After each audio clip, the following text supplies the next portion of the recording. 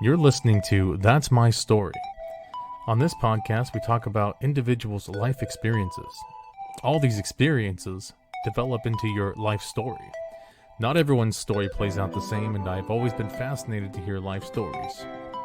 These are the stories that shape us as human beings and what make us individuals. And I would like to hear the moments in life that made you, you.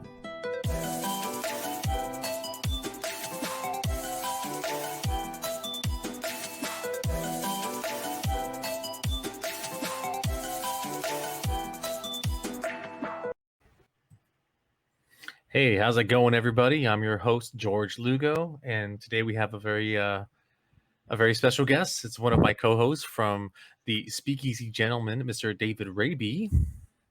How's it going, George? Good. How are you doing, buddy? I'm doing all right, man. You? I'm doing well, man. Doing well. It was a little warm today. It was, right? It wasn't just me. I had my AC on today. I'm like, why does it feel warm? I didn't even check the temperature. It just felt warm. I'm like, nope. Yeah, AC. it was very warm today. It is what it is. So why don't we jump right into this, since I know some of my listeners actually watch the Speakeasy Gentlemen, so they kind of know you a little bit. Oh, okay. But let's go over some basic stuff. And you're still staying in Santa Ana, right? Yes.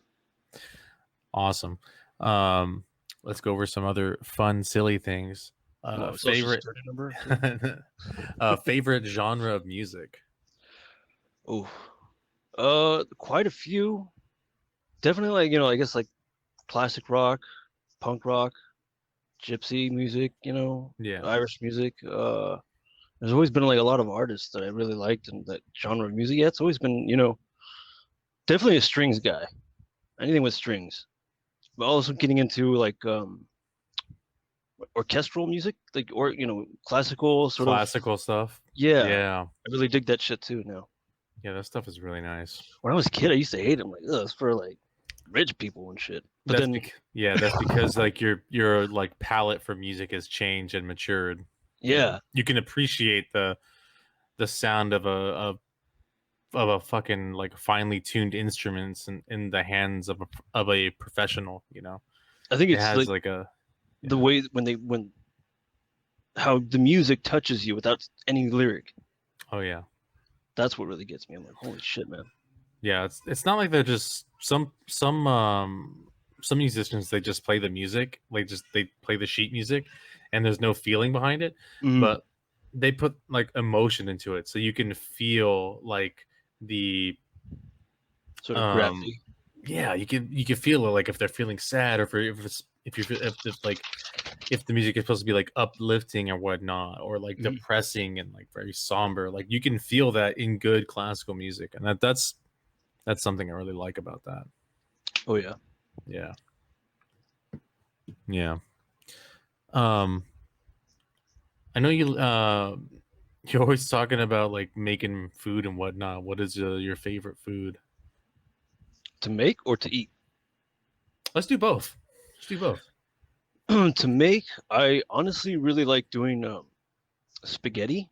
I know it's really simple.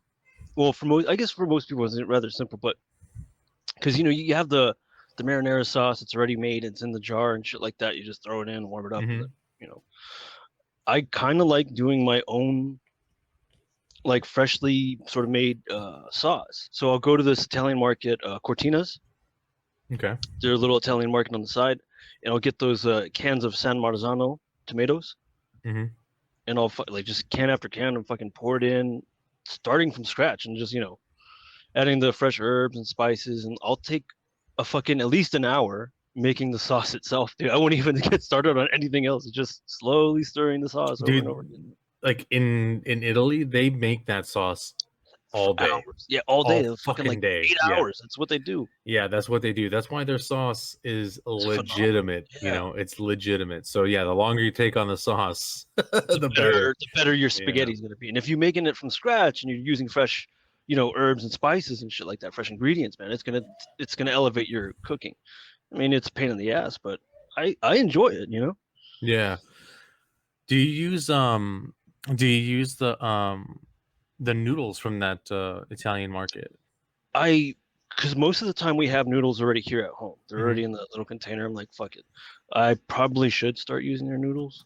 Yeah, because they use like a different wheat over there. They don't have like the processed wheat like we have here in America. Mm. It's more traditional, like it's almost like heirloom wheat, so it's like wheat in its natural form, and it's actually not as bad for you for as far as carbohydrates go.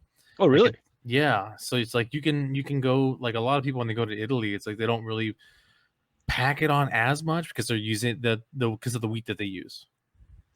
Didn't Yeah, Robert De Niro go to Italy to put on weight for Raging Bull? I don't know. Did he do that? Someone told me that. Like at the end of the Hmm. movie when he's just like all plumped up, like he just spent months in Italy, dude. You put on a lot of weight, man. That's some serious work. Let's, Okay, I'm back. is that better? Yeah. I Okay. don't know why it's been doing that, dude. It only started doing this like maybe about a month ago. Hmm. Yeah, no, it's weird. It It's never had really an weird. issue before. I'm like, okay, so I don't know. You might maybe your phone needs an update or something, or maybe it's because of an update. Did you have an update recently? not that I can think of. No. Wait, yeah, I forgot it was updating while I was playing Call of Duty or something like that. Hmm. Shit. Yeah, I think you should probably just take it in and see if they can possibly fix it or something, or just tell them what the problem is. Maybe they can troubleshoot for it. Yeah. Yeah. um, you kind of gone off on a weird tangent there. Well, don't we always? Always. Um, and you're no stranger to drinking alcohol, David. Mm-hmm. So let's talk about some of your favorite alcoholic Ooh, beverages. alcoholic beverages like mixed drinks or just straight liquor. Anything at all. Your favorites. I know you have multiples. So some say favorites. Yeah, I Yeah. do. So my usual go-to would, well, typically just bourbon, just like neat, or not neat, rather, on ice, straight. Yes, on the rocks. Yeah. Um, if I have the ingredients available, I'll, go out of my way to make Manhattan. It's a really simple thing to make. It's probably my favorite drink, excuse me, Hmm. to drink at bars. Like, I'll, go if I know the bar well and I know they make good drinks, then I'll order a Manhattan because I know it's going to be in good hands. I've been to a place before where the Manhattan was really shit. I was like, "What the fuck did you do?" Like they shook it up instead of stirred it. I was like, Yeah, "Nope, nope, nope, nope." that's a big mistake. Yeah. Yeah. So other also vodka. I like Kettle One vodka in particular is my favorite one, and that one I Hmm. can drink on the rocks as well. But I'll drink that with like raw Red Bull or whatever sort of like fruit juice we have, like a vitamin water or something like that. Just kind of mix things up, Yeah. or like a ginger ale. As Oh, far as that's good. Yeah, as far as beer goes, definitely Dos Equis. Some cheap Mexican beer is good. You're a Dos Equis man for life. I know. Yeah, man, it's really good. Guinness for sure. That's another good one. Pabst Blue Ribbon, like on the cheap, cheap, in a pinch, Pabst is the way to go. And they got a fun card game under the cap, so that's always fun. Yeah, haven't played that in a while. Actually, should. I think that's the one thing we should do the next time we actually hang out is just buy like a couple 12 packs and just play cards. That'd be nice. Yeah. Yeah, for sure. Um, let's jump into I guess like your adolescence and like life growing up. What was it kind of like? Good and bad. Like I had like childhood friends and stuff like that. But then most times I was kind of left at home alone. Like, mom and dad were always at work. Like during that break in between school, Hmm. like brother, like sister were like out somewhere else, and I was just like left at home alone like all the time. That's why I learned how to cook so young. Like, Yeah, you're a just latchkey kid. yeah, it's just they're like, oh, they're like, don't open the door, don't answer the phone, don't let anybody know you're home alone. I'm like, okay.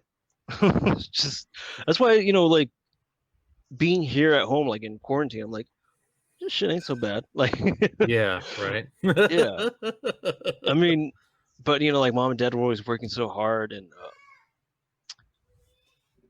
it was nice to have the friends that I did and the people that I grew up with. But at the same time, like I always got like a lot of shit from my brother and sister. Like they just you know, I guess maybe it's just siblings, how you are when you're younger. Yeah. But that shit is just like, you know, that's why I don't like closets anymore.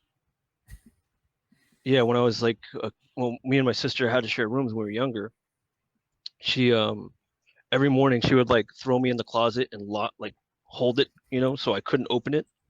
And she would say that there was an old man in the closet that was in there to kill me. Oh, that's so mean. This, this happened every day for like years, you know, and so like Oh. I get claustrophobic. I don't like closets, and eventually I would scream my head off. Like over time, I ended up kicking the hinges off, but not. It's like where the screws were placed on the ground. I ended up kicking those off, and the closet door eventually broke. But yeah, that's one of the reasons why I don't like closets. Nice. I didn't know she did that. That's a little mean. It's Yeah, a it's little fucked up. mean. All right.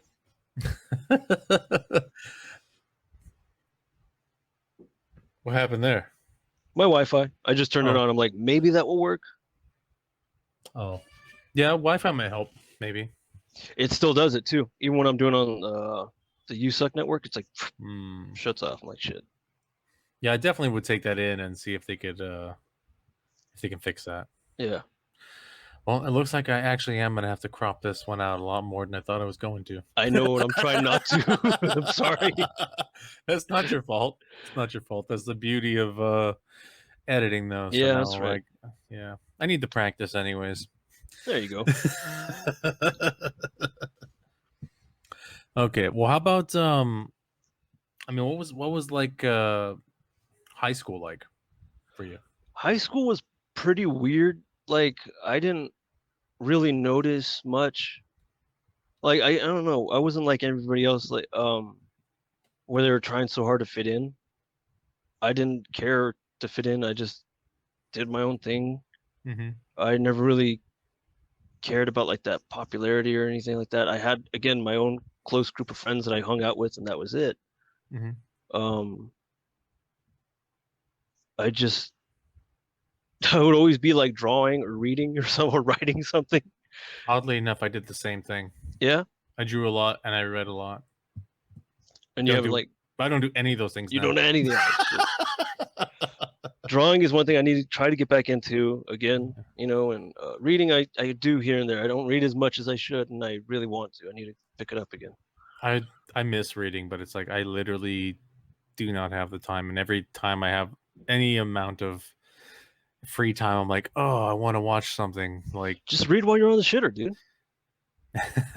That's what I did. I mean, like sometimes I was like, that's you it. know what's weird though is like I go in, I do my business, and then I'm out. Like I don't sit on the can for a long time. You could literally read it like 2 pages. No, I know what you mean. I might try that. I've never done that my entire life, so I mean that's gonna take some learning. I have Dollar Shave Club. You got Dollar Shave Club, right? Mm-mm. No, I thought you had Dollar Shave Club. No. Okay, well, every month I get like my Dollar Shave stuff, and then it comes with a little pamphlet, like literally for that exact reason, for when you're sitting on the can. It's like a little booklet. It's supposed to last you the whole month of reading, and I haven't read a single one. Oh my god, dude! They're designing products specifically for you to read while you're on the shitter. It's sitting there, and I have ran out of paper. I'm just gonna have to use this. Right? I got a lot of that. I had a lot of that for the quarantine. I'm like, that people are getting toilet paper. I got all this Dollar Shave Club paper. It's a good thing I never read any of them. At least they got one use. Right? Shit. Yeah, I feel like my high school years were definitely similar to yours, because I didn't really give a shit about like popularity, and I didn't really feel like, oh, who am I? Do I need to fit in? Like I just we just did our own thing, and that's the only thing I don't understand. That's like a real thing for some people. Is like they don't know, like the identity crisis. They don't know who they are, and I'm like, well, you. Yeah, I don't know. I want to talk to somebody like about like that has went through that and had like a major identity crisis, you know. Yeah, but I never went through any of that shit. I mean, obviously, you know, like with high school drama, like acting in the drama class, I guess, you know, that I didn't know about it at the time, but I guess a lot of people like knew me because of the acting and like this, at school and shit like that. I just never it never phased me. I was like, oh, okay, hi. I just kept walking, But then like come like to find out years later, they're like, oh yeah, you were really popular back then. I'm like, I I wasn't. Like I didn't. I don't think They're like, so. we define popular. Yeah, I'm like, I wasn't even paying attention half the time, man. So when you took acting, did you also take the stage production class? We didn't have a stage production class. It was just drama, and I'm like, okay, that's what I Okay. want to do. So during drama, did you guys build the sets, or was that a whole different thing? Some of the things we had to build, actually, we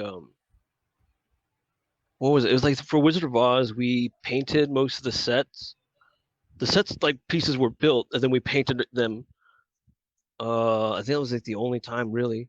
Other than that, it was just we were a really poor school, dude. It was a public school. It was like, you know, No, I understand. I never took drama, but during my senior year, I actually had a class with Anson. He's like, "Hey, man, I took this class last year. All you do is you build props and sets for the plays at school." mm, He's like, "It's really chill and it's kind of fun and nerdy." And I was like, "All right, cool." So I took it with him. I it was had like sort of one. wood shop kind of thing. We used the saw and stuff too, like drills and stuff and hammers and nails. So it was kind of cool because like we got to build all the sets for the plays, and like I Mm. had never in my 4 years that I went there, I never went to any until I actually helped build the sets. The fuck? Yeah, I never went to any plays or anything there. I actually didn't do a lot of high school functions. I didn't go to any dances. I didn't do any of that stuff. Yeah, I only went to I didn't prom. even go to my prom. I went to prom. Back then I was with my first girlfriend still, so we kind of went to prom. Well, yeah, fuck it. Yeah, But there other you than go. that, dude, other dances I didn't go. I like as soon as that bell rang, dude, I was fucking out. I'm gone. Like I wasn't even there mentally half the time. I was like, as soon as that shit rang, I'm like fucking out the door. Like I just didn't care about school, man. Like I just didn't want to be there. Hated it. But I mean, it wasn't that bad. Yeah, I don't think school is difficult. I just think I don't know. It wasn't the way I wanted to use my time. But I'm grateful for the things that I did learn. So I mean, Mm. that's nice. But I mean, I don't know. I feel like you can get by with like just learning a certain amount of things. Like I mean, do we really need to know everything like about history? I don't think like that's completely necessary. Mm. That should be like an elective. It shouldn't be mandatory. I feel like. So, I don't know. What Hold up, about I you? want to come back because this thing's fucking over again. God damn it. Hmm. And I'm all alone. There's no one here beside me.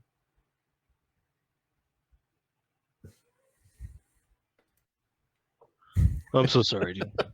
It's okay, dude. It's all right. Um, So what were you saying about what shouldn't be an elective? I couldn't quite hear you no, on I that. was just saying that like history. I love history. History is one of my favorite subjects, Oh but yeah. I don't think it's necessary for everyone to know because you're not really going to use it. Like that I, should be I feel like that should be an elective more so than I, be mandatory. I think it still should be mandatory because the people need to understand what has happened. I think if you're going to tell history, you better tell the fucking truth. Hmm. And it should, be mandatory for them to understand like what had happened, like what led to these events or what caused these events, kind of thing. So that way, hopefully, they would understand and like in their adult years, be like, wait a minute, you know, Mm, kind of put the pieces together and realize that's not the path I want to go down. okay, I get it. Yeah, I don't know. I just feel like there are just definitely some subjects where I'm like, well, not everyone's going to use these. I mean, and a lot of it is just going to be just wasted information. And I feel like Math. I always hated math. never that wasn't my strong subject. No. But I mean, math is pretty essential. But I feel like we don't need to go that deep into it. I guess that's why it's like only was like I think you only needed like 2 years or something of math. Like it's been so long since I've been in high school. I'm just trying to think of how Yeah. many what was required. So Fuck. I barely got out of high school, man. I barely graduated. Legit. I just don't remember shit. Yeah. I know what a Pythagorean theorem is or something. Fun stuff. Yeah. I can count to like 5. All right, let's finish up with high school there. Let's talk about your relationship with your parents. How's that? It's been good. It was actually during high school is when it got pretty bad with my dad, where him and I got into like this big old fight, and I ended up like staying the week at my girlfriend's house. Like I just didn't go home. I was just fucking wearing the same clothes to school every day, and they're like, "What are you doing? Did you not go home?" Like, no. But like we worked things out, and it was a kind of an odd sort of like blessing in disguise. Like on the I'd go to school during the week, and on the weekends I'd stay the night at my girlfriend's house. And then if there was, because during that time there was also a lot of I'm not too sure exactly what was happening, but I know there was a lot of like turmoil between like the something about the immigration that was happening. I remember it was like a lot of protests. People were literally walking in the streets, like blocking, fucking McFadden and Fairview and like Bristol. So there was no way for me to literally get home, and my parents would be the ones that would pick me up from my girlfriend. So like, hey, can you stay the night at your girlfriend's house? I'm like, well, I think so. Yeah, why? Like, we can't pick you up like at all. There's just like a mass of people that are protesting. If I don't know exactly what it was, but I remember during the last year of high school, it had built up to something about it was like a blacks versus the Mexicans kind of thing. In that whole week, like there was cops just fucking dividing, like all the blacks were over there, all the Mexicans were over here, then me and my friends were just in the middle, like what the fuck is going on? Like, we just didn't really. It's like a fucking race war. Yeah, Jeez. dude, it was fucking nuts, bro. I was like, okay, like either stuff's gonna happen or not. Either way, we're in the middle of it, so. That's rough. That's Yeah. intense. Jesus Christ. It's crazy. It was a crazy fucking time, man. So you spent a lot of time with with your high school girlfriend. How was that relationship? I thought it was good, but obviously when you're younger, you don't really know how to express yourself, really, Yeah. Yeah. And like, yeah. Yeah, like back then, like guys, we don't talk about our feelings, but now, I've done a lot of, been through a lot of relationships, and I've done a lot of learning and, understanding myself more. I'm like, okay, this is how I am. This is how I operate, and I do need to at least find a common ground with the person that I'm with to be able to let them know, look, this is how I'm feeling right now, or whatever. I need to help them, let them know how I feel, so that way they understand. Back then I didn't have any of that. Like anytime I got upset about something, I just kind of like walk off. I'd like get out of here. And then I would just come back and pretend like nothing happened, like ignore the problem, and we never ever discussed anything kind of like that. So I think I guess I had walked out too many times, and eventually she just called it off. I have been there. Yeah. Yeah. I mean, it's tough, right? I mean, this whole like we grew up with just keep that inside you, don't bring it up. Like just don't cry, don't talk about feelings. But then now there's that progressive moment where it's like, hey, it's okay to cry, it's okay to talk about feelings. Like, yeah. Okay. Yeah, we weren't raised that way. No. Like that wasn't a thing. It was just like bury those emotions Yeah. deep down and never bring it up again. So like you're crying, they just punch you in the stomach. They're like, I'll give you something to cry about. Like, oh. So yeah, I mean, I like the way, how things are becoming a bit more open, where a bit more safe for people to, like for men to talk about, what's bothering them or what's on their mind and shit like that. So I think that's definitely a good thing. Yeah, definitely. Sorry, just adjusting my light. You're good. Yeah, man. Relationships are really rough, especially in the very beginning, because like they're incredibly new, and you have no idea what you're doing. Yeah, and you're yeah, like you literally just said, like we were basically groomed to like not show emotion. That's not Hmm. that's not what men are supposed to do. Men Yeah. are, yeah, they're supposed to be strong, you know. And yeah, that it was the fucking first like couple of relationships. It's a big learning curve. And like then you start to realize you're like, oh, I actually need to show some emotion and then, try and create some attachment there. Yeah, I can't just keep this inside. Like whenever I'm upset about something, I can't just pretend like nothing's bothering me, you know? Yeah. Yeah, yeah, for sure. The first, couple relationships, I think if you're not learning from your mistakes in the relationships, then you're definitely not growing as a person. There's always something for you to learn from, especially from a relationship. So I think Yeah. that's really important. I don't know how most people, there's some people that you've met in your life that are just always in a relationship. It's like one after the other, boom, boom, boom. Like they don't ever have time to for themselves to heal or anything. I'm like, Yeah. how the fuck? Like, Yeah, I don't understand that. It's like you're just literally hopping from relationship to relationship that's because exactly what they're doing, just dude. because you don't want to be alone, like I've and I get that nobody yeah, wants to be alone, but sometimes we need to be alone so we can try and understand grow ourselves. and understand ourselves. Like even I'm still trying to figure out exactly who I am because like everyone we change so much like over time, so like It's what happens, man. With yeah, time, you're changing, and I think maybe that's one of the most terrifying things to me about like the idea of like marriage is like, if you marry young, well, most people if they married young, like obviously they're gonna grow older, and as that time progresses, they can change into a different person. And if they change like into that different person, like they could either grow closer together or they grow apart, and that's what you kind of would lead to a divorce or whatever. But yeah, it's just everyone has their moments in life where they're just kind of going through a fucking metamorphosis of some sort and they're just changing their mentality or something. yeah, definitely. Um, so have you had relationships that like have had major impact on you as a person and your development? Definitely. The last one that I was in, it wasn't even that long of a relationship. I loved her a lot, just when I love someone, I love them like with everything I got. I don't hold back. As it should be. Yeah. Yeah. Um, she was older. She was 42 at the time. I was 27. So there was that age gap. There's an age gap, but I mean that's It minute. That's not that big a deal. it wasn't. I mean, it wasn't a big deal to me, but to her, it was quite a big deal. She would always kind of bring up, and that was the main issue with the whole relationship. And I was just trying to.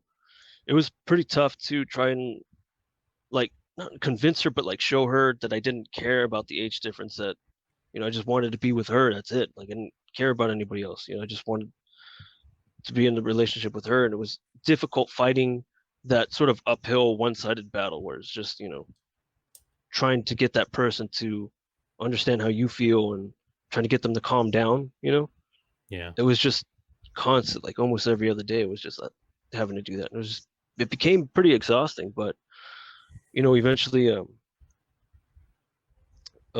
she called it quits. She, you know, she had it in her head that I should be with someone closer to my age Hmm. who I can experience things with because she had already, gotten married, traveled the world, had kids, and she was going through a divorce. Hmm. She's like, "Well, I kind of want you to experience that, but with someone else." I'm like, "Fuck, am I gonna go? I don't give a shit about kids. I don't want to get married. Like, I just want to be with you." And it just never worked out, man. And like the thing that she said when we broke up was like definitely the most fucked up thing anyone's ever told me, and it scarred me, and it still scars me today. Like I still have that rotten thing in my head. She said, "You shouldn't love someone unconditionally because there's always a chance that they're never going to love you the same way back." Oh, that is. I understand that where she's trying to give you like some info, but that is Yeah. definitely like, The way it came out was just, yeah, that's bad. here's that knife and let me just twist it. It's bad delivery. The message is good. The delivery was bad. Yeah. And that was just that it stayed in my head for like, for it's still here. Like here and there, I'm like, fuck, man, I don't think it's Yeah. ever gonna work out. Well, fuck it. Well, it's not that nothing will ever work out. It's just that relationship didn't work out. That probably just could be due to her growing up and like and the norm for her and relationships around her, maybe even her parents, is that the age gap was very small. So that was just the norm, and that's kind of how things should be. That doesn't necessarily mean like you can't be with somebody that's like 10 to like even 20 years younger than you or older than you, I think yeah, as long as you're you know. both consenting adults, As as long There we go, yeah. As that's long as it, you're man. both consenting adults and you guys are on the same page about, like, Where just, you like, want to be where in a you wanna be relationship. at life, where you Yeah, wanna be at in this relationship, what do you want out of it, like, I mean, if you guys are upfront about each other, the age doesn't mean anything, it's just a it number, shouldn't. Yeah, Your mental state is, like, that's what it's all about, like, your maturity level, yeah. so Like, do you enjoy spending your time with this person? Do you have that's a yeah, that's a very big thing, like, if you both enjoy each other's company and you both enjoy spending time together, I mean, Because the why the worst fuck would be, not? yeah, well, the worst would be like if you're in a relationship and the other person annoys you, or they have like, they're like, oh god, like you got to get out of that relationship or sort things out yourself, man. Mhm. You know, because I mean, you just there's got to be a level of comfort that you got to be with that other person. Oh, 100%. Yeah. Yeah. Yeah, there has to be comfort there. There has to be comfort, love, and trust. Like, Oh yeah, you need those definitely, things. Yeah, and you for need sure, those things. communication. Because like, Yeah, communication too. I tell girls like if I get in a relationship, I'm like, look, if something is bothering you, you need to tell me because I'm not a mind reader and I'm a guy, so we're born pretty stupid. So you got to just write it down. Like, look, this is what's bothering me. Yeah, Okay, that doesn't happen. It's always like you should know, and I'm like, I will know when you tell me. So right? that's how this it's works, it sucks, man. They're right? trying to Like, tell us that we're toxic. They're toxic for not fucking saying it in the first place. oh man, yeah. So hey, let's step away from relationships. It's getting a little heavy. How about how It's about like some everything's getting heavier and heavier. Childhood was yeah. pretty heavy. This was heavy. This is my life, man. Just drink and laugh. How about life goals? Do you have like life goals in place, or you're just kind of going day by day right now? There's always been that goal for me. I've always wanted, ever since I was a kid, I always wanted to do acting. I knew that was it.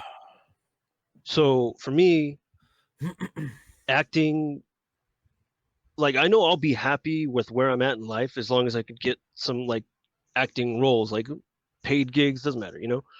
I just enjoy portraying a different person or being on stage or something like that. It's really nice to be able to do something that I think that I was born for.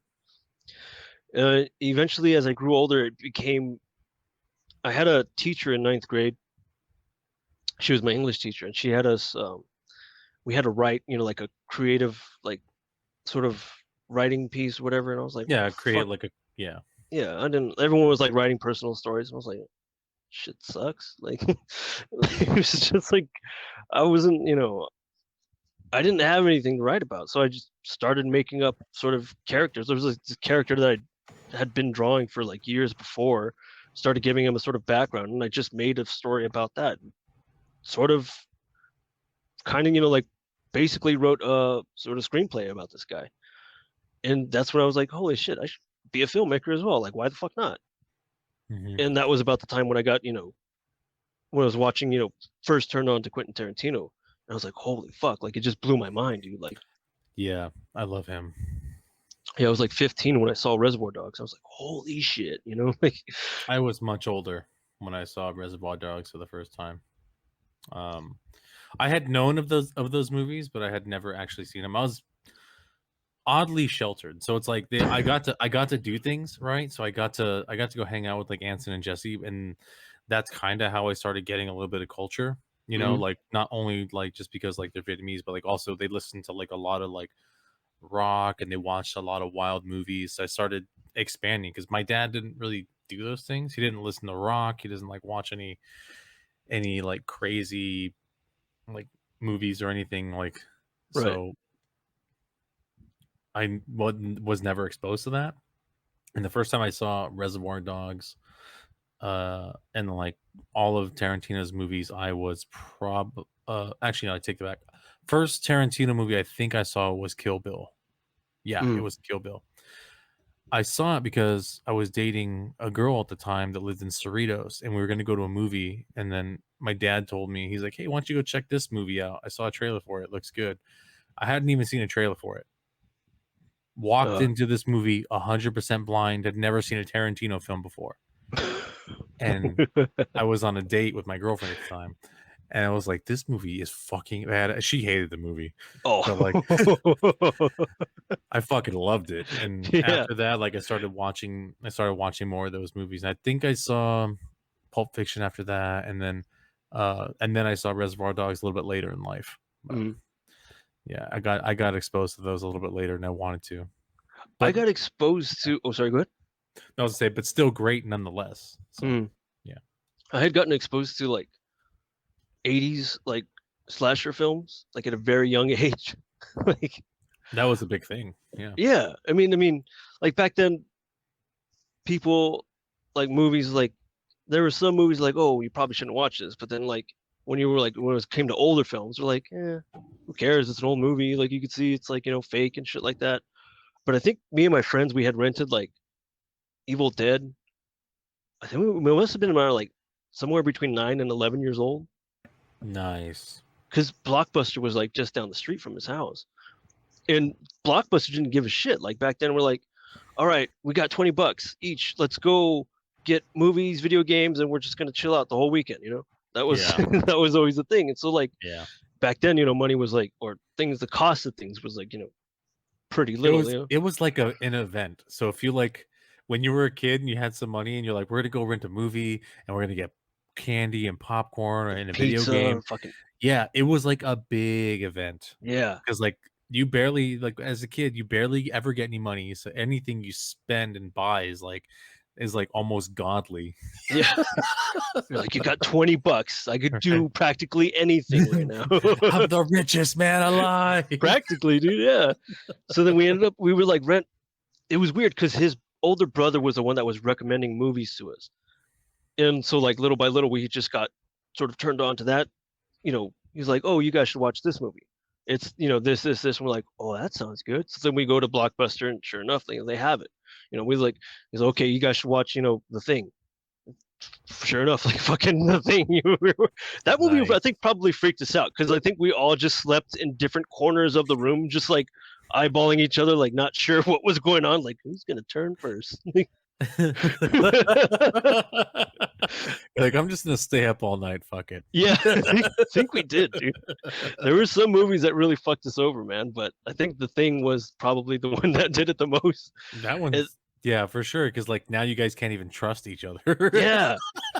And then like I remember when we rented like Silent Hill, we had all the lights off and shit like that, and my friend Danny was playing, and I didn't really care much to play the video game. I think it was because of that, I've always just enjoyed watching other people play video games as well. Like if I'm in the same room, like, oh, it's cool, like it's entertaining. He had forgotten that we were all there. And so when he got freaked out at something, we all got freaked out. He's like, he got scared even more that people were there. He's like, I forgot you guys were there in the dark. Yeah, that actually is that's actually a thing, because like you'll be like playing and then you become submerged into the game, so you become one with, you're that character now. Yeah. And then you're kind of just everything else out, and it's gone. Just you, and all of a sudden someone pulls you out of it. Like, what the fuck you been there, man? Give me a Coke. But yeah, I mean, movies like that, obviously, so I mean, for me, watching, Reservoir Dogs at the age of 15, everyone was always like, oh, you should wait till you're older. I'm like, how bad is it? Well, they cut off a cop's ear. I'm like, how bad is it? Like, I've seen worse, bro. Like, right? It wasn't a big deal to me. Right? Like I saw them like saw a woman in half. So I mean, yeah, it's totally fine. I think losing a single ear is not that big a deal. But yeah, ever since Tarantino, I just wanted to the goal was, for like acting and the filmmaking sort of thing. And that's what I've always wanted to do. And so ever since then, became, throughout high school, was kind of drawing more and writing more and creating these sort of characters and giving them a backstory and eventually sort of piecing together like a little screenplay for them. Like, I would like to make a movie of the shit that I drew, like the little stories that I have for them. Have you been working on anything lately, like a screenplay or? I have been. So like me, Hunter, and Mike were pretty excited for Cyberpunk 2077 to come out. Mhm. This is like prior to the release, so we had no idea Yeah. how shitty the game was going to be. Everybody was disappointed. Yeah, everybody was disappointed. So we had Mike was going through I think he was eventually kind of going through the breakup with Yana. Mhm. And so Hunter and I kind of like took it upon ourselves to try and be there more for him. Like, okay, what can we do to help you just to, keep your sanity? Like, what do we do to help keep him busy, whatever? So we started hanging out with him, like became like, I think it was like every other week or something like that. We'd all make it a point to just spend the day with Mike. Let's go get something to eat, fucking chill out, watch, whatever the fuck. And we had gotten done eating. We came back and we were watching, Mike was talking about how he wanted to do recreations of famous movie scenes, but using his Nerf gun collection that he had. And I'm like, this is ridiculous, but I love the idea because it's going to be like, people are going to be like, what the fuck? It's going to be silly. Yeah. Because we're like, even one of the things we had talked about was like, doing the scene from Taxi Driver when he's buying all the guns from that guy and just having all these Nerf guns just on the bed. And he has a ridiculous amount of fucking Nerf guns. He literally has more Nerf than he has clothes. I'm like, holy shit, it's insane. Yeah, and what he has is like that's not even more. He has like more in storage. I'm like, oh shit, dude. So you should do the opening scene from Saving Private Ryan. We would like to, but how much that's gonna cost. That'd be so sweet though, because I've seen somebody build like a custom turret type Nerf one before. I've seen it on sign. It's just like it shoots little Nerf darts. That'd be so cool. Yeah, so we thought about, we're coming up with ideas of different movies like that we would be able to do within a budget, like create these things. And I think it was me or Hunter had brought it up. We're like, hey, what about like Cyberpunk? And because that was back then, that was when the little gameplay finally got released. And so that was like, the talk of the fucking internet for a while. So we're like, holy shit, dude, we were just nerding out about how we were all excited for the video game to come out. So we were discussing like ideas. I'm like, well, why don't we do something with Nerf and like a Cyberpunk thing? And we're like, that's it. Let's do that. So then we kind of at first sort of brainstormed like a little weapons deal going wrong or whatever, like a big shootout or something like that.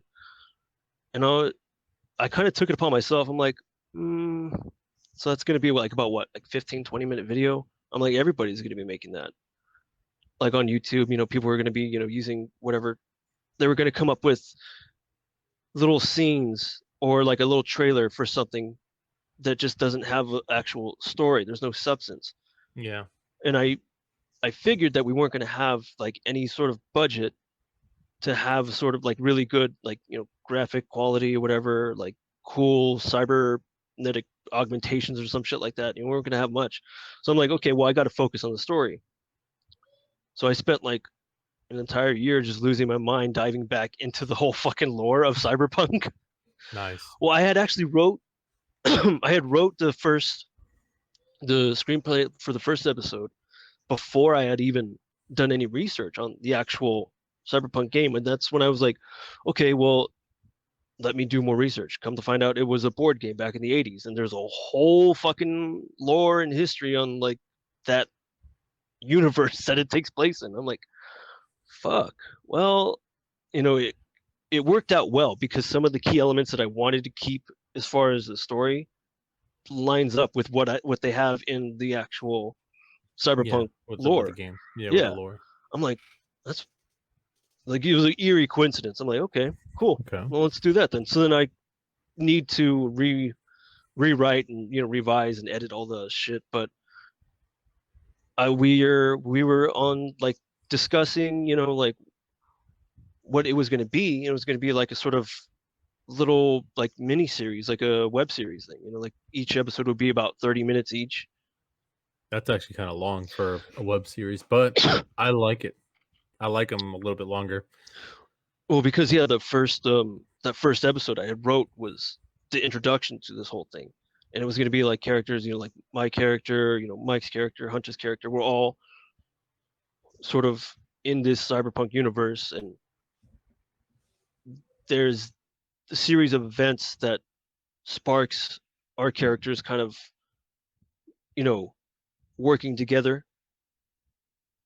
But then at the end, shit kind of goes bad and things go from bad to worse, and there's the characters sort of split up kind of thing. I have most of it all like I mean, obviously the only thing I have right now is the first episode, but I have been taking notes as far as the character developments of what I want to have included throughout the series. So just, note after note, like, okay, this character's got to do this, this like, okay, well, this is their background. Like, how can I make it make sense? Like, how can I make it more logical for them to behave this way? I need to give them this sort of, as crazy as I am with conspiracy theories, I am very logical when it comes to character development. like, so I'm just always constantly going back and forth. And for years, I had been really getting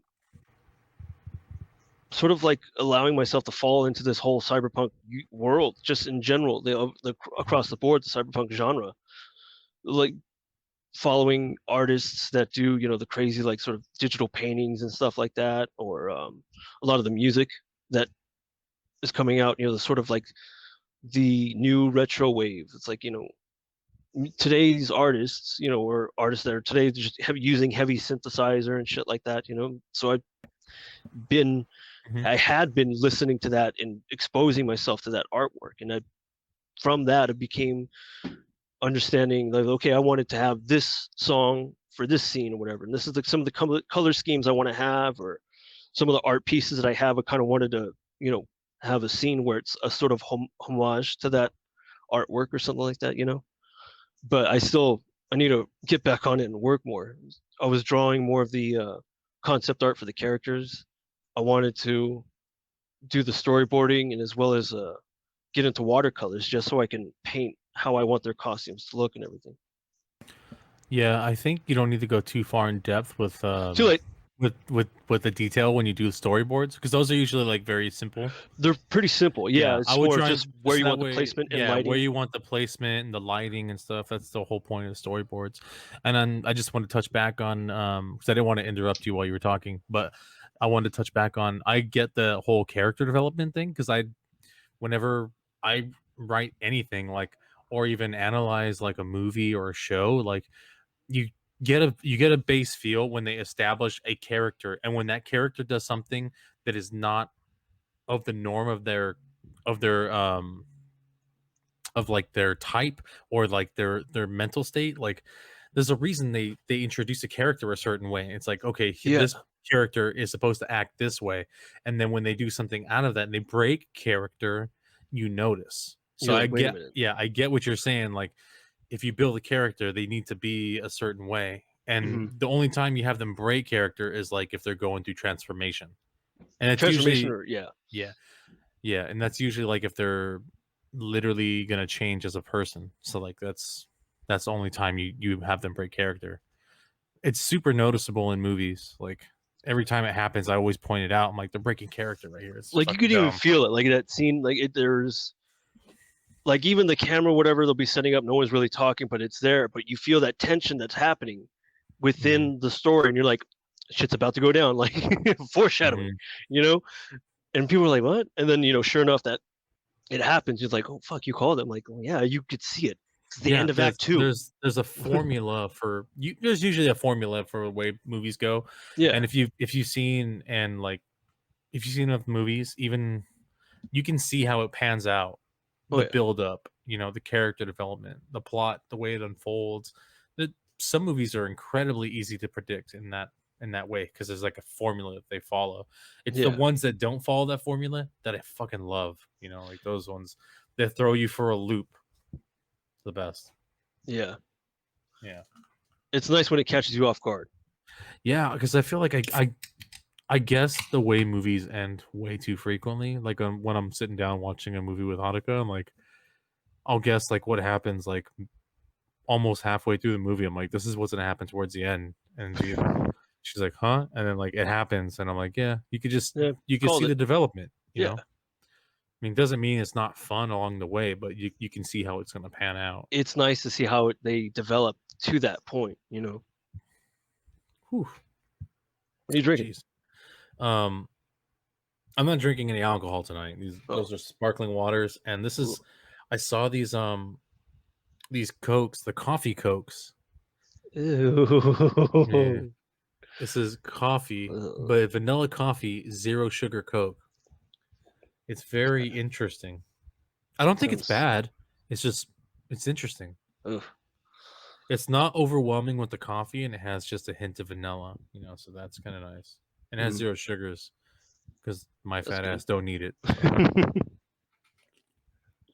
So, um, how about let's talk about a life story that like helped you become the David we all know and love today. Damn. Um. I mean, I don't know, man. Like, there isn't really anything that's really shaped me to be how I am today. I think it was just Okay. it be kind of like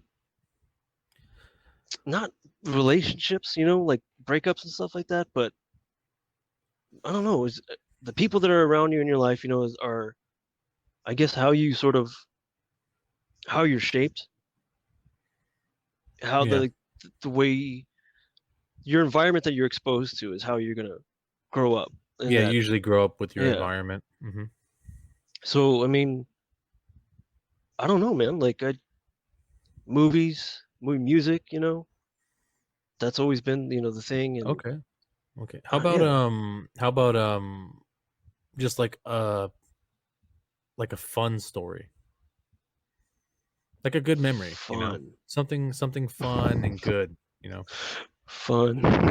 Like like a good, like a good memory, like good times. I guess probably I guess back to like the childhood, growing up with my friends Jeremiah and Daniel. Um, there was this one particular story where we were staying the weekend over there at Danny's house as usual. We had we had everything already. Like his parents even kind of like paid for some of the stuff. They're like, here, just don't come out of the room. Like they're having guests, over for dinner or whatever. Like they didn't want to see us or whatever. We're like, okay. We had like, the soda, the food in there, the movies, the video games. We're like, okay, we're good. And then we ran out of soda, and the soda was in the kitchen. So then like we couldn't leave the actual room, but there was, the back door to the kitchen. And so Danny thought, he's like, well, I could just sneak out, go out the window, go around back, and then come back in. That's a So like, great idea. yeah, it, pretty solid. But I think by this time they were in the living room. But Danny's mom, I don't know if this was a normal thing, if like or like just a Mexican mom thing. Like it was a Mexican mom thing, right? Like if you got in trouble, all your friends got in trouble as well. And you get the chancla, you all get hit, right? That's a very Mexican mother thing. Yes. That was basically our childhood. Anytime one of us got in trouble, all of us got in trouble. We all get smacked and shit like that. So Yeah. um so then Danny goes, gets a soda, comes back, drops some stuff off, and he's like, hold on, I saw a bag of chips. I'm gonna go get that too. We're like, no, we don't need it. And he just runs back. And this is like nighttime, right? And so the window, his backyard isn't not as elevated. So the window is like, a relatively like normal height for him. Yeah. And so he like throws in the chips. He's like, fuck, she saw me. And he like tries to nosedive into the window. And right as he's reaching fucking like his body like halfway in the window, his feet are grabbed by his mom, who's standing outside of the fucking house.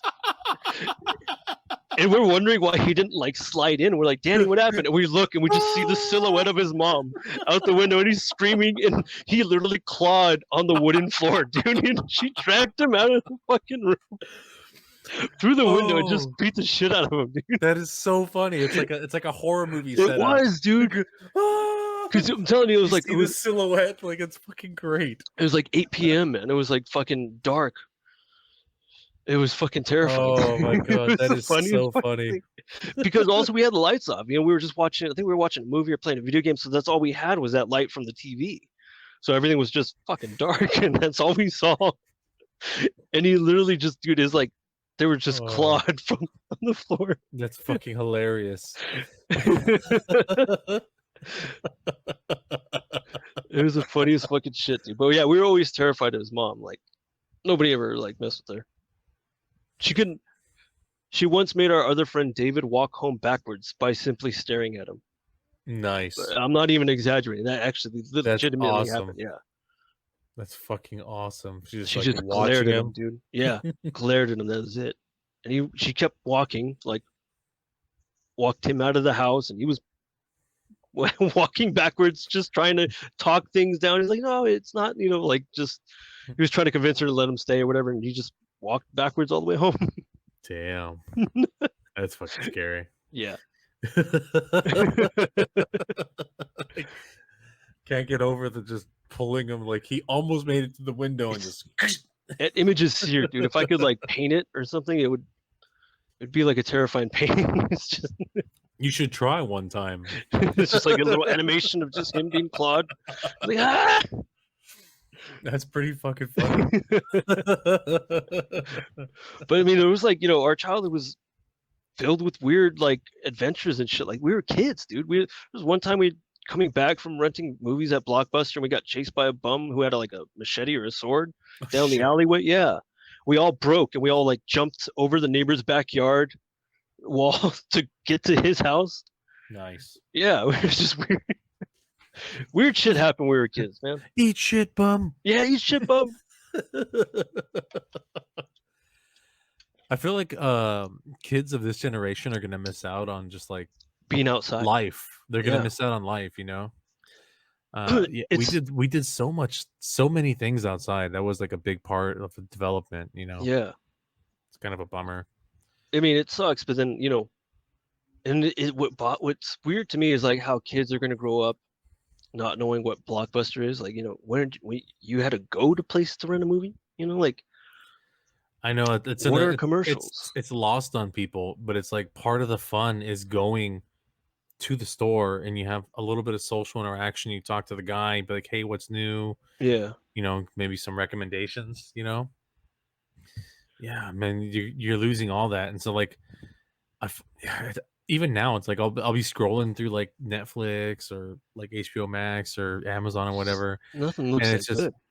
It's not that it doesn't look that good. It's just like I feel less inclined to watch it because like now I gotta read the stupid, you know, the synopsis of the movie, and it's like before I could have like I could actually talk to somebody, he'd be like, "Oh, it's about this," like, and you develop a relationship with that person. He kind of knows what you're into. You know? He's like, "I got a recommendation for you." He's like, "Got a recommendation for you," you know, or maybe check this out. It's kind of in your wheel well, like.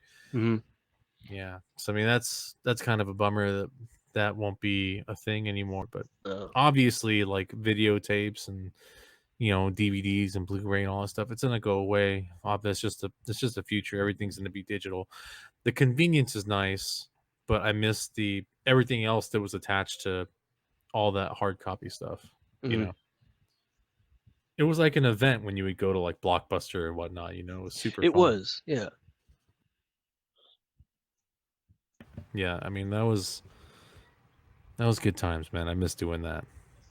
Yeah, I do miss being a kid, you know? Yeah. Being a kid was super fun, man. You could just jump on your bike and go do stuff. Yeah, just like, okay, I want to go play football, you know, fucking just left, you know, you have your friends with you and shit. So yeah. All right, so check out you know, David and I on the Speakeasy Gentlemen. We have a live show every Thursday at 8 p.m. What is that? I don't know what time zone that is. I wish I could tell you. Don't fucking know. But it's going to be Wait, at 8 our p.m. time zone? What is our time zone? It's PST. PST? Yeah. Pacific? Pacific Standard Time, yeah. Pacific Standard Time. Okay. So every Thursdays at 8 p.m. Pacific Standard Time. Pajosh Studios. You can watch us on YouTube. I think he just got Anchor. I don't know if he's uploaded any of the Speakeasy Gentlemen to it, but we'll keep you notified when that does happen. So check us out on the Speakeasy Gentlemen every Thursday.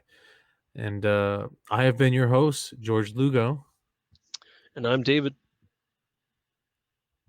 I'm David Rabe. I'm like, I'm so used to just, first name. I don't know. Yeah, for sure. You can just say whatever. That's fine. Yeah, okay. I'm putting it up.